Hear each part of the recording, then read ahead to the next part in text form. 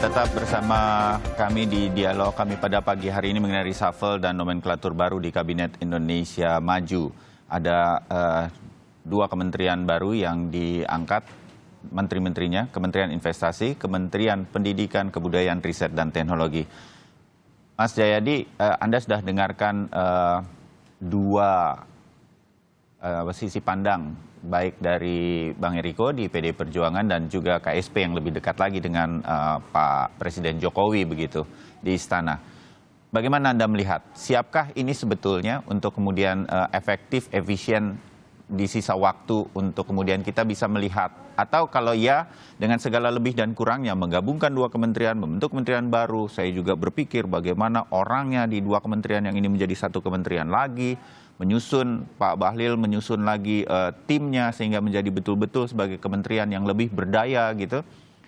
Apa yang bisa kita harapkan dalam 3 tahun sebetulnya sehingga kita tidak over ekspektasi juga, Mas Jayadi? Ya, ada 3 hal yang mempengaruhi ya menurut saya paling tidak. Satu, political will dalam hal ini dari presiden. Yang kedua adalah soal prioritas. Ya. Yang ketiga soal teknis administratif. Nah, tantangan paling pokok itu adalah teknis administratif. Itu nggak mudah. Anda bayangkan misalnya Kemdikbudristek. Ya. Itu nanti kan kop suratnya aja harus diubah kan? Betul. Mengubah kop surat itu nggak mudah juga. Ya. Lalu pelang-pelang nama misalnya. Belum lagi yang lebih substantif.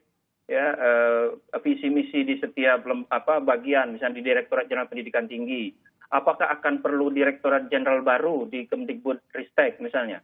Apakah dia hanya masuk saja di Direktorat Jenderal Pendidikan Tinggi dan sebagainya. Itu banyak sekali secara teknis administratif. Ya. Tapi biasanya di Indonesia itu hal-hal teknis administratif itu bisa dipercepat, bisa bisa dipersingkat. Ya. Itu kalau ada prioritas dan political will yang besar dari presiden. Jadi, saya khawatir di antara dua kementerian ini karena fokus presiden itu pada lebih ekonomi, pada ekonomi. Kementerian dan Investasi yang menjadi fokus. Betul. Sehingga Kemdikbudristek mungkin menjadi prioritas kedua misalnya. Padahal dua-duanya memerlukan percepatan. Nah, itu saya kira yang akan sangat tergantung dari sisi itu. Cuma memang sekali lagi, saya kira para analis kebijakan publik, ahli administrasi negara juga sepakat bahwa nggak mudah loh melakukan perubahan kementerian di Indonesia itu. Apalagi membentuk kementerian baru misalnya, pegawainya dari mana, akan diambil dari mana, bagaimana pengubahan status kepegawaian, kemudian apakah struktur dari atas, bagaimana hubungannya nanti Kementerian Investasi dengan BKPM. Kan Kementerian Investasi itu kan semacam upgrade dari BKPM kan? Betul. Secara resminya kan Pak Bahlil masih kepala BKPM. Ya. Jadi banyak hal teknis administratif yang harus diselesaikan sebelum mereka betul-betul bekerja secara substantif untuk misalnya meningkatkan investasi atau menyelesaikan persoalan-persoalan yang terkait dengan riset dan tantangan di dunia pendidikan. Oke, tahan Mas Jayadi. Political will, Bang Ali? Ya, jadi kalau political will itu kan sesungguhnya dari awal memang saya sudah menjelaskan. Kalau untuk kedua kementerian ini, Bang Jayadi pasti mengerti banget. Karena beliau ini mantan Ketua Umum Pengurus Besar Pelajar Islam Indonesia, seluruh Indonesia. Jadi Bang Jayadi tahu. Kalau Bahlil itu kan mantan Ketua Umum HIPMI. Betul. Himpunan Pengusaha Muda Indonesia. Jadi jejaringnya sudah ada. Iya. Beliau juga mantan Bendahara Umum PBHMI. Jadi urusan teknis administrasi ini, kalau kita orang-orang yang aktivis ini, udah selesai itu barang.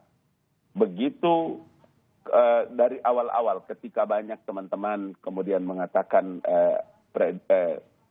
prediksi kita kemarin tentang keyakinan kita tentang hari pelantikan dan lain-lain sebagainya mengalami perubahan atau tidak sesuai, sesungguhnya penataan kelembagaan itu menjadi prioritas. Kemudian, karena saya datang ke tempat Pak Bahlil, kemudian di tempatnya Mas Nadiem, apalagi kayak Mas Nadiem.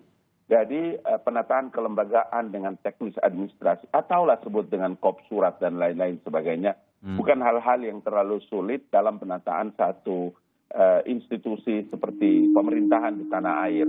Oke. Lagi pula kalau Mas Bayu, kalau pendidikan dan kebudayaan, riset dan teknologi ini kan bukan juga barang baru. Jadi insya Allah optimis itu menjadi bagian daripada satu keberhasilan, optimisme. Ya. Saya kira itu penting untuk pengetahuan juga untuk kita dan sampai juga kepada publik. Sebagai orang yang dekat dan perpanjangan tangan dari istana, kita pegang nih janjinya dari Bang Ali Mohtar bahwa ini akan tetap dilakukan dan mudah-mudahan ini menjadi hal yang bisa kita lihat bahwa hal-hal teknis seperti ini dan segala sesuatu yang tadi Mas Jayadi katakan ongoing lah ya dan bisa cepat begitu di dua kementerian. Bang Eriko, Pak Jokowi ini memang lebih memilih ekonomi. Kita lihatlah bagaimana selama ini komentar-komentar atau statementnya itu arahnya membangun ekonomi.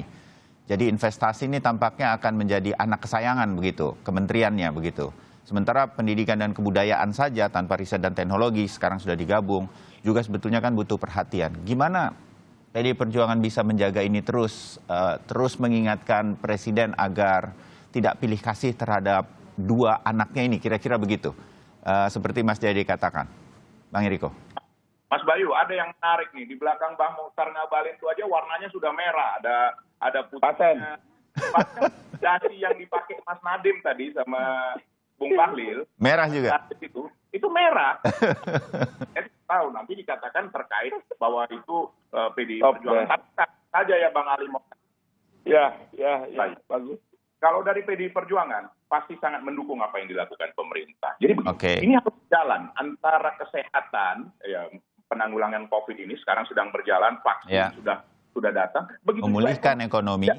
Iya, tidak bisa ini mengabaikan salah satu. Sekarang begini, bagaimana dalam menghadapi pertambahan penduduk yang demikian pesat? Betul, Bang Ali Mohtar Ngabalin. Nanti tahun 2030, 2040, generasi muda kita. Nah, kalau kita tidak melakukan perubahan-perubahan yang mendasar ini, melalui penggabungan Kemendikbud dengan Ristek dan juga dengan Badan Riset Inovasi Nasional ini, bagaimana kita menghadapi tantangan dunia ini? Nah, ini yang dilakukan oleh Pak Jokowi. Perubahan itu harus dilakukan, Mas Bayu. Tetapi sekali lagi, saya ingatkan di sini, Bang Ali, kita sama-sama ingatkan kepada dan kita harus dukung apa yang dilakukan oleh Bapak Presiden Jokowi. Nah, bagaimana mengeksekusi ini? Kalau soal administrasi, menurut saya, tidak sembarang tentu Bahlil dipilih, Mas Nadiem dipilih, tidak sembarang. Kalau memang tidak mampu menata ini, tidak mungkin beliau-beliau ini yang dipilih. Itu kan tentu sudah dengan perhitungan yang sangat matang. Nah, saya jujur nih melihat bahwa bagaimana mengeksekusi ini ke depan.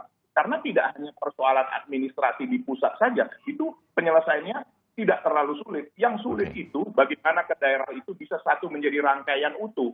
Bagaimana keputusan pusat di daerah bisa berjalan. Karena bagaimanapun pemerintah daerah dipilih. Nah, ini yang perlu menjadi satu solusi yang komprehensif. Menurut saya begitu, menurut kami begitu. Ini yang kami dukung. Kalau PDI Perjuangan, Mas Bayu, tentu di daerah-daerah sudah diinstruksikan oleh Ketua Umum untuk mendukung apa yang dilakukan pemerintah. Bahkan kita menegur kalau ada pemerintah daerah yang tidak bisa menjalankan ini dengan sungguh-sungguh. Karena ini eranya investasi, Mas Bayu. Tidak ada batasnya materi ini datang dari mana saja dan masuk kemana saja. Coba kalau lihat, United Emirat Arab sudah menyatakan 10 miliar dolar melalui LPI, melalui sovereign wealth fund yang sudah dibentuk, dan itu kebetulan ada di Komisi 11 di tempat. Jadi ini tempat Bang Eriko, tidak bisa ditunda-tunda, Mas Bayu. Ini hal yang harus dilakukan. Tinggal sekarang kita lihat bagaimana Mas Nadiem, bagaimana Bung Bahlil, dan juga Pak Laksana bisa melakukan tugas ini dengan baik. Kalau dari segi komposisinya itu tidak sulit karena tidak ada yang dibuang ya Bang Ali ya. Tidak ada yang dikurangin, kemudian tidak ada yang kemudian diabaikan, tidak ada seperti itu. Itu hanya penataan organisasi biasa saja. Kalau menurut kami seperti itu, Mas Bayu. Baik, karena dasi para menteri yang dilantik kemarin sudah merah, berarti begitu juga nanti pengawasannya dari kader-kader PDI Perjuangan. Itu Mas Bayu. Kita pegang juga itu. Tadi. Nah, Bang Ali juga terima kasih Bang Ali. Merah kita membuat semakin bersemangat. Makin bersemangat.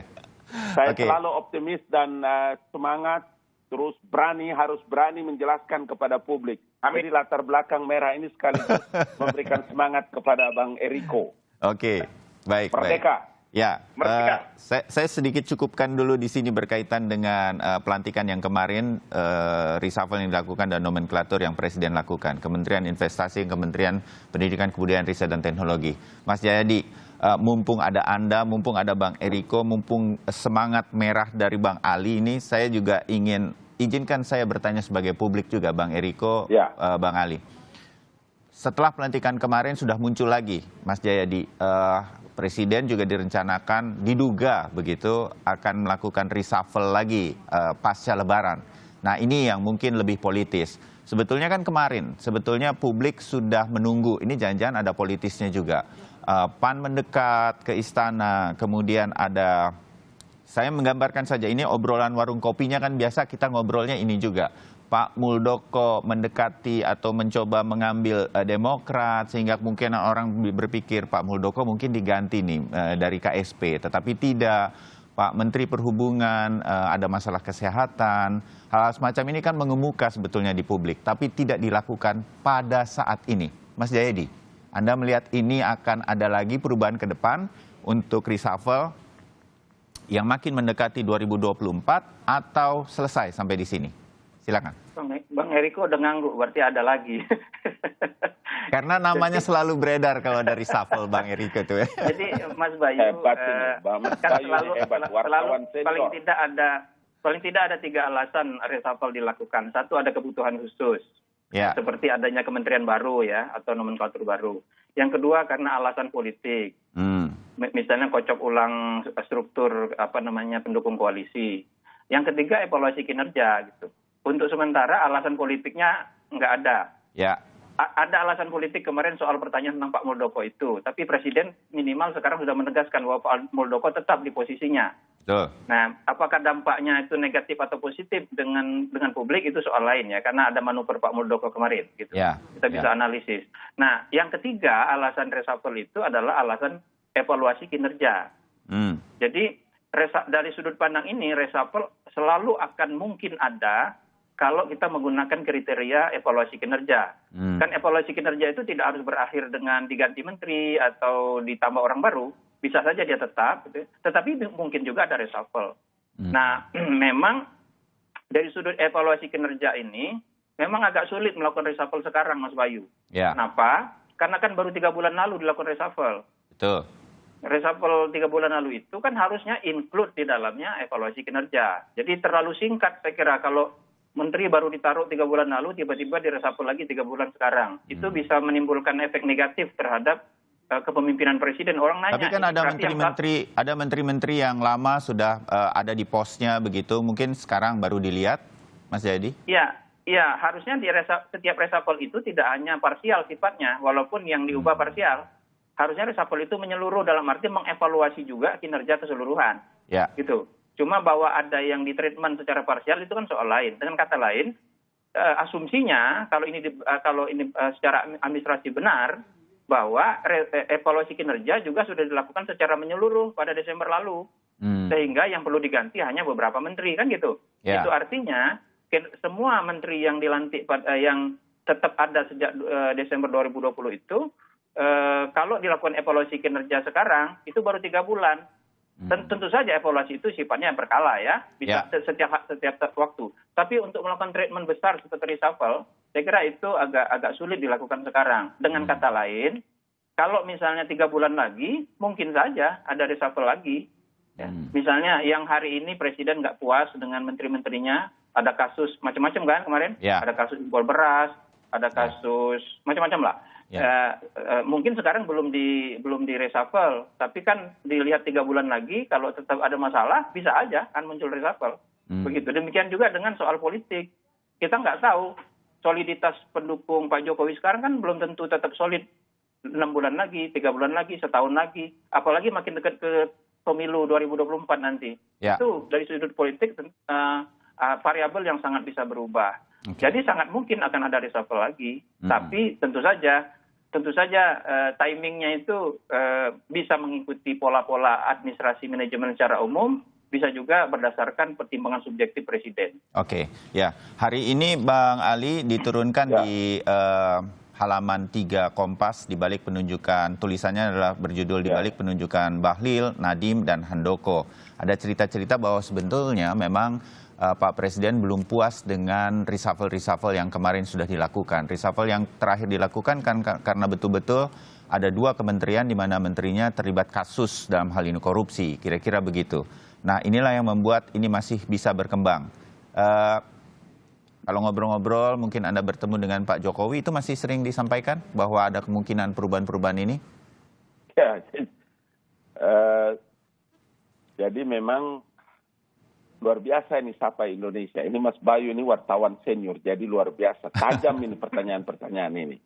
Tapi berhubung ada Bang Ali di sini kan, jadi tolong disampaikan. Ya, Kenapa Bang Eriko? pancingannya itu kena selalu dari luar Paten. Jadi begini. Ada komanya selalu.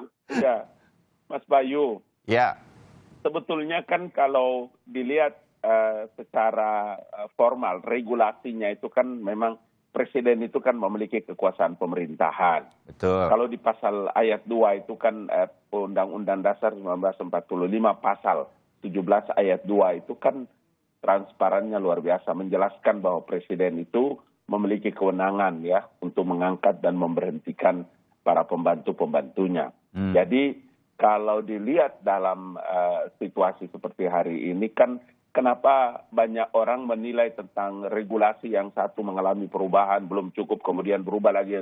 Iya, karena memang harus cepat mengeksekusi satu keputusan di masa pandemi itu tidak boleh lambat. Makanya berulang-ulang saya bilang bahwa Bapak Presiden itu dalam mengambil keputusan itu tidak pernah telat dan selalu tepat gitu. Apa maksudnya di sini? Tadi selain pertimbangan subjektif, kemudian evaluasi kinerja dan lain-lain sebagainya, mari kita berikan dukungan full, ya, baik media, ya, Kompas TV, kemudian masyarakat dan seluruh kita, opinion leader, memberikan dukungan atas kebijakan dan langkah-langkah yang dilakukan oleh Bapak Presiden. Tidak ada lain. Sisa waktu dan seluruh perhatian Presiden Joko Widodo itu adalah memberikan pelayanan kepada bangsa dan negaranya. Untuk meninggalkan satu legacy yang terbaik untuk masa depan generasinya. Jadi tetap kita berprasangka baik, berhusnuzan untuk melihat satu keputusan ini adalah keputusan untuk kepentingan bangsa dan negara. Sebetulnya itu poinnya. Bang Eriko, kalau PDI Perjuangan saya juga yakin selalu diajak berdiskusi kali ini untuk semua langkah-langkah strategis dari Presiden. Walaupun itu prerogatif Presiden, kami meyakini itu. Nah, makanya dasi para menteri juga selalu merah kayaknya kalau pelantikan. Waduh, paten. Bang Eriko, adakah PDI Perjuangan kemudian juga melihat ini sudah cukup karena ini harus dilakukan betul bahwa itu prerogatif Presiden setelah Lebaran atau kapanpun 1 tahun sebelum 2024 kalau memang diperlukan harus diganti untuk kinerja ya mungkin saja diganti gitu. Pergantian pemain kan injury time pun dalam sepak bola bisa dilakukan kalau memang permainan membutuhkan pemain baru, kira-kira begitu. Tapi apakah sampai sebegitunya, begitu ini diperbolehkan oleh PDI Perjuangan untuk menjaga kinerja ini? Publik juga tahu bahwa mendekati 2024 ada situasi di mana kinerja nanti akan menurun. Ini sudah menjadi pengalaman kami melihat ini semua. Kalau menjelang pemilu, kementerian nanti agak berkurang kinerjanya. Bung Eriko, apakah ini juga dijaga agar ekspektasi capaian-capaian lebih dan kurang ini harus sampai begitu dari setiap kementerian sehingga reshuffle mungkin ini adalah yang terakhir sebelum 2024 dari Presiden Jokowi, Bang Eriko? Yang tetap dalam kehidupan itu, Mas Bayu, adalah perubahan itu sendiri dan tidak ada ya perubahan itu. Betul, Bang Ali Mohtar Ngabalin. Ya, betul. Bang Ali terus naik pangkat menjadi kepala, apa? Tapi tidak ada ya. Amin. Artinya begini, Mas Bayu, apa resikonya? Beliau sudah yang kedua ini. Tidak ada. Dan kami, partai musuh utama, dan beliau adalah kader terbaik, kami mendukung seperti berilah beliau. Apa yang salah kalau bulan depan, 3 bulan lagi juga ada perubahan lagi? Tidak ada yang salah. Karena kenapa? Nggak usah jauh-jauh, Mas Bayu. Saya kasih contoh saja. Di DPR saja, Bang Ali, Bung Jaya Jalanan, itu evaluasi terus para menteri. Bisa dilihat. Dan kalau sekarang mau ditanya pun mana yang perlu dievaluasi, bisa kita jelaskan. Tidak ada yang ditutup-tutupi, semua Ya, transparan. ya. Tinggal Mas, Pak sekarang Jokowi gini. sebagai dirijen. Nah, ini suaranya agak kurang pas di sini. Saya perbaikin di sini. Saya mau lakukan perubahan ini. Bukan katakan orang belum tentu tidak punya kemampuan, tidak seperti itu. Tapi Ya. apakah di situ, pada posisi itu, pada momen itu, dalam situasi yang sangat tidak normal ini, tidak bisa tidak, harus dilakukan percepatan, perubahan yang luar biasa. Tapi kalau dilihat dari sisi politik, tidak ada resikonya ke beliau udah periode kedua, ini yang harus catat bersama. Jadi sebenarnya kalau kita lihat, ini hal yang sangat wajar. Saya secara pribadi bukan mau menduga-duga, sekali lagi sebagai Eriko Sotarduga, perubahan lagi, itu sudah pasti dalam situasi-situasi ke depan. Karena kenapa? Antisipasi perubahan-perubahan yang ada. Dan Mas Bayu, ini sebagai satu catatan, evaluasi dari DPR, dari wakil rakyat. Karena apa? Kinerja itu kan terlihat dalam tiap bulan kita bertemu, kita kemudian mengevaluasi anggarannya sudah terpakai tidak, apakah pelaksanaannya di lapangan sudah sesuai atau tidak. Seperti tadi saya sampaikan, eksekusinya sudah benar atau tidak. Ini juga penting. Nah, tentu ini harus dicari orang-orang yang tepat. Nah, kenapa tidak dicari orang yang tepat? Loh, situasinya kan berubah. Situasinya sangat katakan konsisten untuk tidak konsisten. Nah, itu yang harus diantisipasi oleh Bapak Presiden Joko Widodo. Jadi sekali lagi, kami sebagai partai pendukung utama pemerintah dan beliau sebagai kader terbaik, kami sangat mendukung. Jangankan ini, nanti sesudah Lebaran, 3 bulan lagi, 6 bulan lagi, monggo saja. Apa yang salah? Kalau kita lihat Mas Bayu di Jepang itu Bang Ali Mohtar Ngabalin, bahkan Perdana Menterinya berbuat, tidak ada masalah. Ini di negara tetangga kita, Thailand, terjadi kudeta, terjadi apa, pemerintahannya berjalan saja.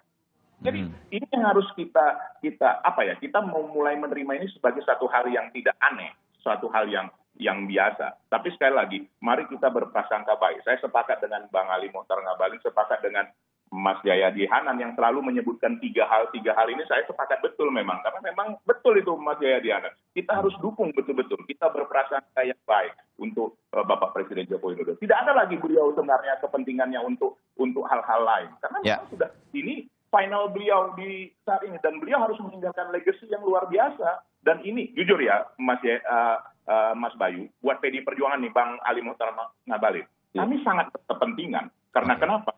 Pak Jokowi naik, kami naik. Pak Jokowi kondisinya turun, dukungannya kami juga turun. Nah, itu kami sangat berkepentingan untuk mengingatkan dan mendukung beliau sepenuhnya sebagai partai utama pengusung pemerintah dan beliau sebagai kader terbaik kami. Begitu Mas Bayu. Oke, kita dapat poinnya bahwa reshuffle mungkin saja masih bisa terjadi. Ya, berarti masih ada kemungkinan ya, Mas Jayadi, Bang Ali, untuk Eriko Sotarduga menjadi menteri. Disiapkan dasi merahnya terus. Masih terus, tentu saja masih. Ya, kita tutup diskusi kita, obrolan kita pagi hari ini. Sayang tidak ada kopi di depan kita, sedang berpuasa. Jadi itu saja yang kurang pagi hari ini, dan kita mudah-mudahan bisa bertemu langsung beberapa waktu ke depan kalau COVID betul-betul sudah kita bisa tangani. Mas Jayadi, terima kasih. Bang Eriko, terima kasih. Bang Ali, terima kasih sudah berdiskusi pagi ini. Salam sehat.